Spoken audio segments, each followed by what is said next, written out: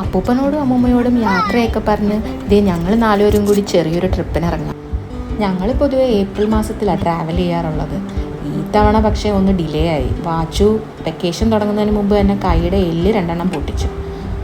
അതൊക്കെ മാറി വന്നപ്പോൾ നിച്ചു പനിയായി ഹോസ്പിറ്റലിലുമായി. പിന്നെ ഞങ്ങളുടെ രണ്ടുപേരുടെയും ലീവൊക്കെ ഒന്ന് സെറ്റായി വന്നപ്പോഴത്തേക്കും മെയ് കഴിയാറായി.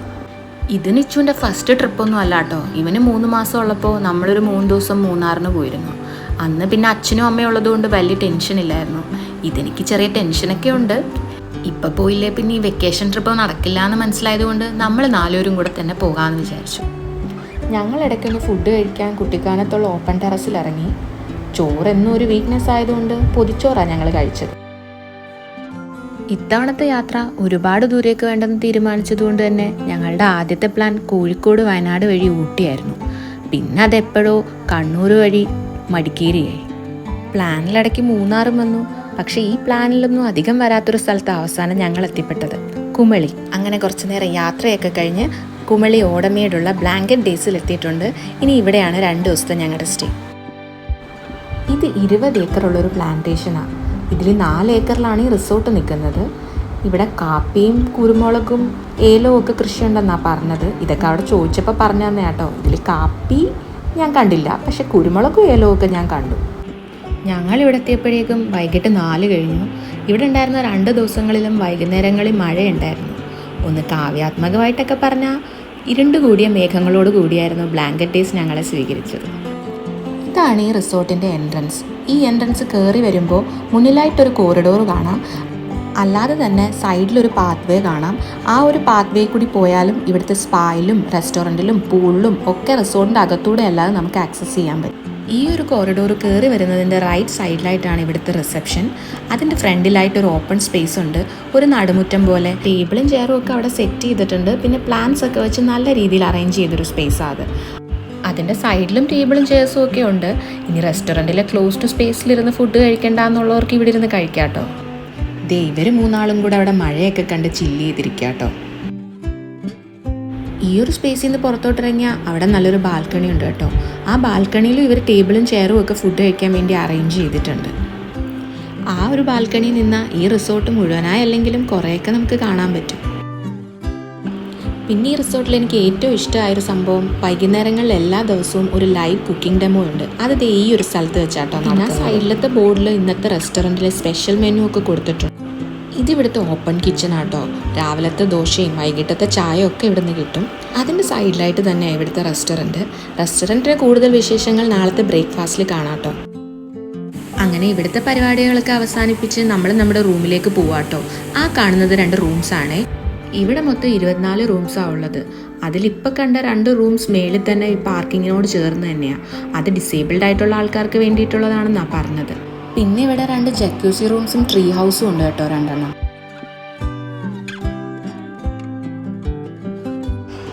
ഇവിടെ ബഗ്ഗി അവൈലബിൾ ആട്ടോ. ഈ ബഗ്ഗി കണ്ടതും വാച്ചുവിന് ആകെ ഒരു വെപ്രാളായിരുന്നു. പിന്നിലിരിക്കണോ മുന്നിലിരിക്കണോ, പിന്നെ ലഗേജ് വെക്കാനുള്ളതുകൊണ്ട് അവനോട് മുന്നിലിരിക്കാൻ പറഞ്ഞു. വാച്ചുവിൻ്റെ കഴുത്തി കിടക്കുന്ന ഈ ഒരു മാല ഈ ഹോട്ടലിൽ റിസീവ് ചെയ്തപ്പോൾ അവർ ഇട്ടതാട്ടോ. ഏലക്കയും പിന്നെ തക്കോലം കൊണ്ടൊരു ലോക്കറ്റും. ഈ റൂമിലോട്ട് പോകുന്ന വഴിയുടെ സൈഡിലെല്ലാം നിറച്ചെടികളും പൂക്കളും മരങ്ങളും മൊത്തത്തിൽ നല്ല രസമായിരുന്നു കാണാൻ. ഇവിടെ കാണുന്ന പല ചെടികളിലും മരങ്ങളിലും അതിൻ്റെ സയൻറ്റിഫിക് നെയിം ബോർഡിൽ എഴുതി വെച്ചിട്ടുണ്ടായിരുന്നു. അങ്ങനെ 101, 102, 105 ഒക്കെ കഴിഞ്ഞ് നമ്മൾ നമ്മുടെ റൂമിലോട്ട് എത്തിയിട്ടുണ്ട്. ഈ ഡോറ് തുറന്ന് നേരെ ചെന്നാൽ ലെഫ്റ്റ് സൈഡിലായിട്ടൊരു വാർഡ്രോബൊക്കെ ഉണ്ട്. ഈ വാർഡ്രോബിൻ്റെ ഉള്ളിലൊരു ലോക്കറൊക്കെ ഉണ്ട് കേട്ടോ. ഇതെല്ലാം അൺപാക്ക് ചെയ്യുന്നതിന് മുമ്പ് എനിക്ക് വീഡിയോ എടുക്കണം എന്നൊക്കെ ഉണ്ടായിരുന്നു. പക്ഷേ ഈ പിള്ളേരുമായിട്ട് വരുമ്പോൾ അതൊന്നും നടക്കത്തില്ലല്ലോ. അതുകൊണ്ട് ഇതിൽ കുറച്ച് സാധനങ്ങളൊക്കെ വെച്ചിട്ടുണ്ട്. അതുപോലെ ലഗേജൊക്കെ വെക്കാനുള്ള 2 സ്റ്റാൻഡ് ഉണ്ട്. പിന്നെ വലിയൊരു മിററുണ്ട്.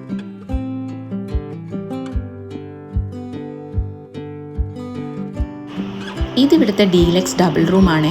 അത്യാവശ്യം സ്പേഷ്യസ് ആയിട്ടുള്ളൊരു റൂമാണ്. ഇത് കോഫിക്കും ടീക്കും വേണ്ട ഐറ്റംസ് ഒക്കെ സൈഡിൽ തന്നെ ഉണ്ട്. പിന്നെ ഇത് നേരെ ചെല്ലുമ്പോൾ ഒരു ടേബിളും 2 ചെയറും ഉണ്ട്. ആ ടേബിളിൽ കുറച്ച് കുക്കീസും ഫ്രൂട്ട്സും ഒക്കെ ഉണ്ട്. അതൊക്കെ ഫ്രീ ആയിട്ടുള്ള ഐറ്റംസ് ആട്ടോ.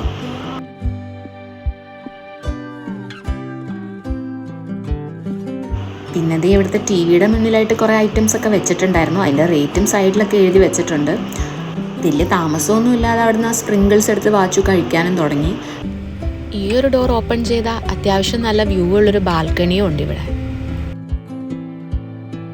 ബാത്റൂമും കൂടി കണ്ട റൂമിൻ്റെ വിശേഷങ്ങൾ നമുക്ക് അവസാനിപ്പിക്കാം.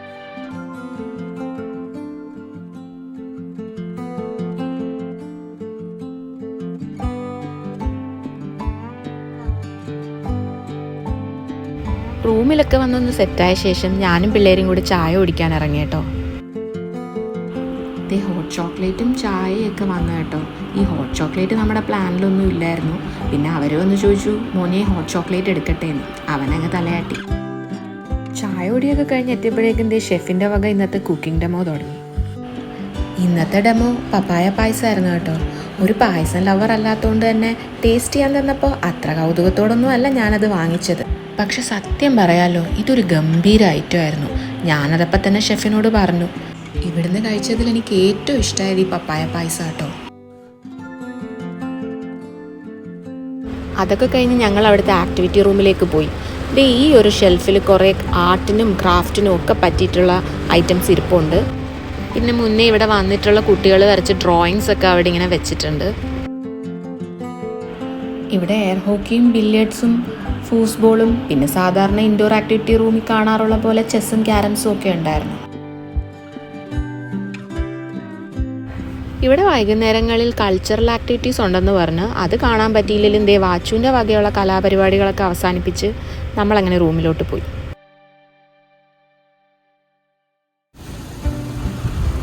Good morning. കുറേ പ്ലാനൊക്കെ ഉള്ളൊരു ദിവസമാണ് കേട്ടോ ഇത്. ഒന്ന് കമ്പം പോകണം, ഇവിടുത്തെ അഡ്വഞ്ചറസ് ആക്ടിവിറ്റീസ് ചെയ്യണം. ആദ്യം നമുക്ക് ബ്രേക്ക്ഫാസ്റ്റ് കഴിക്കാം. റിസോർട്ടിൻ്റെ അകത്തൂടെ അല്ലാതെ തന്നെ നമുക്ക് ഈ താഴത്തെ വഴിയെ പോയാലും റെസ്റ്റോറൻറ്റിൽ എത്താൻ പറ്റും കേട്ടോ. ഇത് നേരെ കാണുന്ന ഇവിടുത്തെ സ്പായാട്ടോ. സാജു ഇന്നലെ പോയൊരു ഫുഡ് മസാജൊക്കെ ചെയ്തിരുന്നു, കുഴപ്പമില്ലായിരുന്നു എന്ന് പറഞ്ഞു. നമ്മളിത് ഇവിടുത്തെ ഓപ്പൺ കിച്ചണിൽ എത്തിയിട്ടുണ്ട്. നല്ല ചൂട് ദോശയും ചായയൊക്കെ റെഡി ആവുന്നുണ്ട് അവിടെ. ബ്രേക്ക്ഫാസ്റ്റ് നമുക്ക് കോംപ്ലിമെൻ്ററി ആയിരുന്നു കേട്ടോ. രാവിലെ നമ്മൾ രാജാവിനെ പോലെ ഫുഡ് കഴിക്കണമെന്ന് പറഞ്ഞ് കേൾക്കാറുണ്ട്, പക്ഷേ എനിക്കങ്ങനെ പറ്റാറില്ല കേട്ടോ. ഉച്ചയ്ക്കോ രാത്രിയായിരുന്നേ ഞാനൊന്ന് ട്രൈ ചെയ്തേ. ഒരു ദോശയിലും കുറച്ച് കട്ട് ഫ്രൂട്ട്സിലും ഞാൻ എൻ്റെ ബ്രേക്ക്ഫാസ്റ്റ് അവസാനിപ്പിച്ചു. ഇവരുടെ സർവീസൊക്കെ ഒത്തിരി നല്ലതായിരുന്നു കേട്ടോ. റെസ്റ്റോറൻറ്റിലെ എല്ലാ ടേബിളിലും അവർ ഓടി നടന്ന് ചോദിക്കുന്നുണ്ടായിരുന്നു, ഫുഡൊക്കെ ഓക്കെ ആണോ, ഇനി എന്തെങ്കിലും വേണോ. അതുപോലെ തന്നെ എന്നോട് കുട്ടികൾക്ക് എന്തെങ്കിലും വേണോ എന്നൊക്കെ ചോദിച്ചിരുന്നു കേട്ടോ. ബ്രേക്ക്ഫാസ്റ്റിനൊക്കെ ശേഷം നമ്മളിവിടുത്തെ അഡ്വഞ്ചറസ് ആക്ടിവിറ്റീസ് ചെയ്യുന്ന സ്ഥലത്തോട്ട് പോയി കേട്ടോ. അവിടെ ഒരു സൈഡിൽ സിപ്പ് ലൈൻ ഉണ്ടായിരുന്നു, അതുപോലെ തന്നെ ലാഡർ വോക്ക് ഉണ്ടായിരുന്നു. പിന്നെ ഇങ്ങനെ റോപ്പിൽ പിടിച്ച് നടക്കാൻ പറ്റുന്നൊരു ഓപ്ഷൻ ഉണ്ടായിരുന്നു. പക്ഷേ അതൊക്കെ കുറച്ച് മുതിർന്ന ആൾക്കാർക്ക് വേണ്ടിയുള്ളതായിരുന്നു കേട്ടോ. അവിടെ കുട്ടികൾക്ക് പറ്റുന്ന കുറച്ച് ആക്ടിവിറ്റീസും ഉണ്ടായിരുന്നു. പക്ഷേ ബാച്ചുവിനെ കൊണ്ട് നമ്മളത് ചെയ്യിച്ചില്ല, കാരണം അവന് ചെയ്യണമെന്നൊക്കെ ഉണ്ടായിരുന്നു. പക്ഷേ ആ ബെൽറ്റ് നമ്മൾ നോക്കിയപ്പോൾ അത് കുറച്ച് ലൂസായിരുന്നു. അപ്പോൾ വെറുതെ അത് റിസ്ക് എടുക്കണ്ടെന്ന് വിചാരിച്ച് നമ്മൾ ചെയ്തില്ല. ആക്ടിവിറ്റീസൊക്കെ കഴിഞ്ഞ് ഞങ്ങളൊന്ന് കമ്പം വരെ പോയിട്ട് വന്നു കേട്ടോ. ഇത് കണ്ടോ, വേസ്റ്റ് ബിന്നൊക്കെ സെറ്റ് ചെയ്തിരിക്കുന്നത് ഇവിടെ ഇടയ്ക്കിടയ്ക്കായിട്ട് ഇങ്ങനെ സെറ്റ് ചെയ്ത് വെച്ചിട്ടുണ്ട്. ഞാനൊരു ഈവനിങ് വാക്കിന് ഇറങ്ങിയതാട്ടോ. കുറച്ചധികം മുന്നോട്ട് നടന്നു. പതിയെ പതിയെ സ്റ്റെപ്സൊക്കെ കയറി ഇവിടുത്തെ പ്ലേ ഏരിയയിൽ എത്തിയിട്ടു.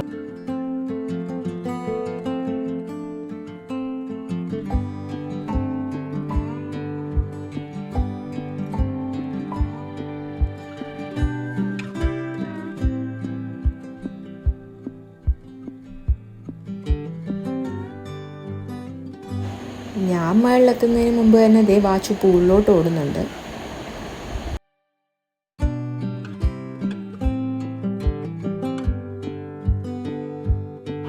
ഞാൻ പതുക്കെ നടന്ന് മേലെ റെസ്റ്റോറൻറ്റിലെത്തി. അപ്പോഴത്തേക്കും അവിടുത്തെ ടീ ടൈം ആയിരുന്നു. നല്ല ചൂട് ചായയും ചൂട് പഴംപൊരിയൊക്കെ കഴിച്ച് മഴയൊക്കെ കണ്ട് ഞാൻ അവിടെ ഇരുന്നു കുറച്ച് നേരം.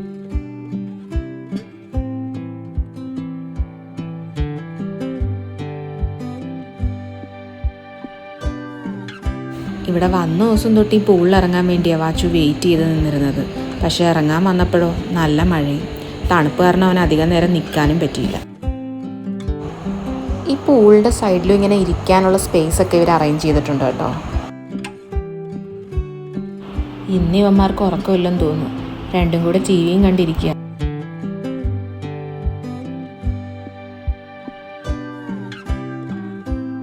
അങ്ങനെ ചാച്ചുവിൻ്റെയും നിച്ചുവിൻ്റെയും സ്നേഹപ്രകടനത്തോടു കൂടി ഇന്നത്തെ ദിവസം ഇവിടെ അവസാനിക്കുകയാണ്. ഇവിടെ ഒരു ഹിൽ ടോപ്പ് വ്യൂ പോയിൻ്റ് ഒക്കെ ഉണ്ട്. രാവിലെ പോകണമെന്നൊക്കെയാണ് വിചാരിച്ചത്, പക്ഷേ ബ്രേക്ക്ഫാസ്റ്റ് ഒക്കെ കഴിഞ്ഞ് വന്നപ്പോഴേക്കും അവിടെ നല്ല വെയിലായി. ഇവിടെ ഒരു ഔട്ട്ഡോർ ജിമ്മൊക്കെ സെറ്റ് ചെയ്തിട്ടുണ്ട്. ശുദ്ധമായ കാറ്റും വെളിച്ചവും ഒക്കെ കൊണ്ട് പ്രകൃതി ഭംഗിയൊക്കെ ആസ്വദിച്ച് വർക്കൗട്ട് ചെയ്യാൻ ആഗ്രഹിക്കുന്നവർക്ക് ഇത് നല്ലൊരു ഓപ്ഷനാണ്. പിന്നെ ഇവിടെ എവിടെയോ വെച്ചിട്ടാണ് രാവിലെ 7 തൊട്ട് 8 മണി വരെ ഇവരുടെ യോഗ ക്ലാസ് നടക്കുന്നത്. അതിനും വരണമെന്ന് ആഗ്രഹമൊക്കെ ഉണ്ടായിരുന്നു, അതും നടന്നില്ല. എനിക്ക് വൈകുന്നേരങ്ങളിൽ പിള്ളേരുമായിട്ട് ഇവിടെ വന്നിരിക്കണമെന്ന് നല്ല ആഗ്രഹമൊക്കെ ഉണ്ടായിരുന്നു കേട്ടോ. പക്ഷേ ഞാൻ വന്ന 2 ദിവസവും നല്ല മഴ ആയതുകൊണ്ട് തന്നെ എനിക്ക് ഈ ഭാഗത്തോട്ട് വരാനേ പറ്റിയില്ല. ഈ 2 ദിവസവും സൈറ്റ് സീയിങ് ഒക്കെ കുറച്ചിട്ട് അധികം സമയവും നമുക്ക് റിസോർട്ടിൽ തന്നെ സ്പെൻഡ് ചെയ്യാമെന്ന് മുന്നേ തന്നെ തീരുമാനിച്ചിരുന്നു. അതുകൊണ്ട് തന്നെ ഞാൻ കുറച്ചധികം നോക്കിയിട്ട് ചൂസ് ചെയ്തൊരു പ്രോപ്പർട്ടി ആയിരുന്നു കേട്ടോ ഇത്. ഇവിടെ എന്നെ ഒരിക്കലും നിരാശപ്പെടുത്തിയില്ലെന്ന് തന്നെ പറയാം. ബ്ലാങ്കറ്റ് ഡേയ്സ് വിശേഷങ്ങൾ ഇവിടെ അവസാനിക്കുകയാണ്. അടുത്തൊരു വീഡിയോ കാണുന്നത് വരേക്കും ടാറ്റാ.